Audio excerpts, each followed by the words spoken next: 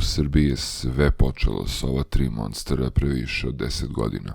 Otkad sam prvi put otišao u inostranstvo i probao Beli Monster i njegove podvarijante, skupljam konzerve svih ukusa koje sam pio. Da, to je priča kad sam 50 konzervi preterao u turističkom autobusu preko granice, neironično za ličnu upotrebu. Odlučio sam da konačno uzmem i da sortiram kolekciju, da vidim šta je višak, da vidim šta ide u đubre, da vidim šta ide u jedan lep projekat. Traže mi ljudi, mole, kume, prete da se menjam sa njima, da im prodam neku konzervu, jer se manija skupljanja Monster konzervi širi Srbijom. Sad, iako baš dugo skupljam tehnički, ali sve nešto usput do pre godinu dana kad sam počeo više da se cimam, ima ljudi koji imaju mnogo, ali mnogo ozbiljnije kolekcije u Srbiji od mene, tako da ne znam da li bi moja mogla da uleti u top 5 ili top 10 u Srbiji. Ako vam treba nešto sa videa, slobodno pišite, ali isključivo na mail da bi to moglo da bude organizovano i sortirano. Napišite šta vam treba, šta nudite za to. Ako imate nešto što nemam, pošaljite sliku. Kupljam poruke do nedelje 23. novembra, kad ću, nadam se, odvojiti vreme da sednem i da odgovorim svima zainteresovanima. Ne šaljem poštom, samo lično Beograd i ponekad Novi Sad i Pančevo. To je otprilike to.